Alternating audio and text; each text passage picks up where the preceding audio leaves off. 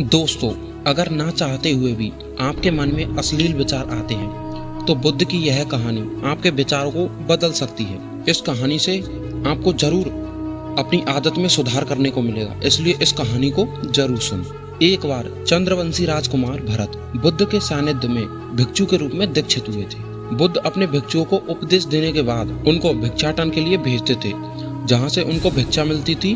भरत को महात्मा बुद्ध ने भिक्षा लेने के लिए एक श्राविका के घर पर भेजा। भरत रास्ते में चलते हुए सोच रहे थे कि आज न जाने खाने में क्या मिलेगा। हमेशा महल में तो खाने के लिए अनगिनत स्वादिष्ट भोजन मिलते थे, लेकिन आज जो भी मिलेगा उसी से काम चलाना पड़ेगा। भरत ने श्राविका के घर पर जाकर भिक्षा के लिए याचना की। श्राविका ने भरत को बैठने के लिए कहा। श्राविका जब अंदर गई थी तो भरत पुनः अपने प्रिय भोजन के बारे में सोच रहे थे। जब श्राविका भोजन लेकर आई तो भरत अचंभित रह गए, क्योंकि भरत अपने प्रिय भोजन को देखकर बहुत खुश हुए। भरत भिक्षा ग्रहण करने लगे। भरत भिक्षा ग्रहण करते हुए सोचने लगे कि उनको हमेशा खाने के बाद कुछ देर विश्राम करने की आदत है, लेकिन आज उन्हें यहाँ से भोजन ग्रहण करने के बाद धूप से होकर जाना पड़ेगा। भोजन हो जाने पर श्राविका ने भरत को कुछ समय विश्राम करने के लिए आग्रह किया।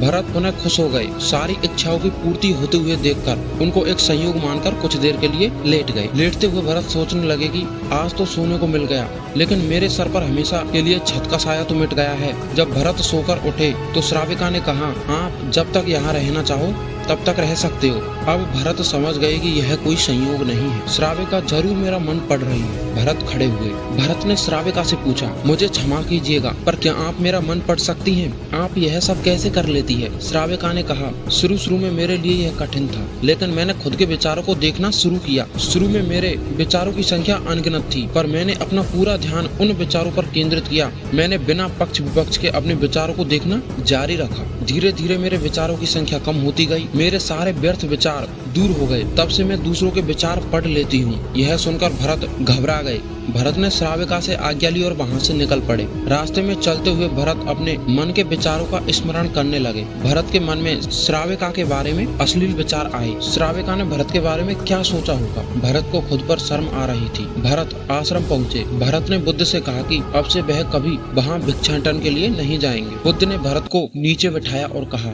क्या हुआ? तुम मुझे विस्तार में बताओ। भरत ने विस्तार से सारी बात बताई। भरत की बातों को सुनकर बुद्ध ने कहा कि आज से 7 दिनों के लिए तुम उस श्राविका के घर पर ही भिक्षा मांगने के लिए जाओगे, लेकिन तुमको कुछ बातों का ध्यान रखना पड़ेगा। कल तुम जाते हुए अपने चित्त को पूरे होश में रखना। तुम्हारे अंदर कौन से विचार उठ रहे हैं उन पर ध्यान केंद्रित करना। होशपूर्ण और जागृता के साथ ध्यान करना कि कौन सी वासना तुम्हारे भीतर उठ रही है। इन सभी का ध्यान करते हुए जाना और फिर मुझसे विचार विमर्श करना। अगले दिन भरत बुद्ध के बताए अनुसार पूरे मार्ग में अपने होश को जागृत रखते हुए चलते जा रहे थे। भिक्षु आज पूरी तरह से जगा हुआ था। जैसे जैसे श्राविका का घर नजदीक आ रहा था, भरत की घबराहट बढ़ रही थी। भरत ने अपनी घबराहट को एक तरफ रखते हुए बुद्ध के विचारों पर ध्यान केंद्रित किया। जब भरत श्राविका के घर पर पहुंचे तो उनके दिमाग में केवल एक सन्नाटा था, जिसके भीतर कोई वासना नहीं थी, कोई कामना नहीं थी, ना कुछ अच्छा पाने की इच्छा थी। भिक्षु भरत ने भिक्षा ग्रहण की और वहाँ से वापस निकल आया। आज भरत रास्ते में नाचते हुए आया। आज उसको जिस आनंद की अनुभूति हुई वह अद्भुत थी। आज से पहले इस आनंद को उसने कभी महसूस नहीं किया। भरत ने आश्रम जाकर बुद्ध को प्रणाम किया और कहा कि